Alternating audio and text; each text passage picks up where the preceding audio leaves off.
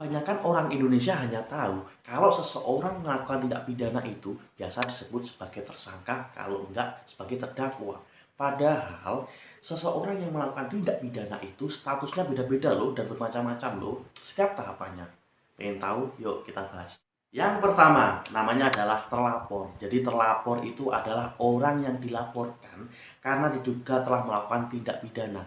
Nah, pada tahapan ini terjadi pada tahap penyelidikan, yang mana pada tahap penyelidikan ini menurut KUHP adalah merupakan suatu tahapan untuk menentukan apakah suatu perbuatan ini termasuk tindak pidana atau bukan. Yang kedua, tersangka. Tersangka adalah seseorang yang diduga telah melakukan tindak pidana berdasarkan bukti permulaan. Nah, pada status tersangka ini adalah pada tahap penyidikan, yang mana penyidik mencari barang bukti guna untuk menerangkan suatu perkara dan menemukan tersangkanya. Yang ketiga, terdakwa. Terdakwa adalah tersangka yang diperiksa, dituntut, dan diadili di pengadilan.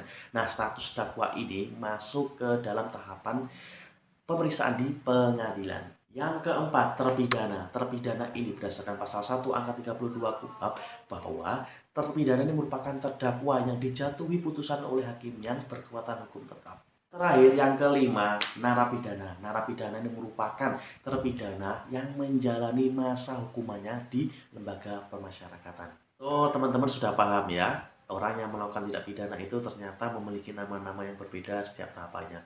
Semoga teman-teman setelah menonton video ini bisa membedakan nama-nama orang yang melakukan tindak pidana dalam setiap tahapannya. Kalau narapidana aja dikurung di penjara, kalau naracinta dikurung di hati kamu.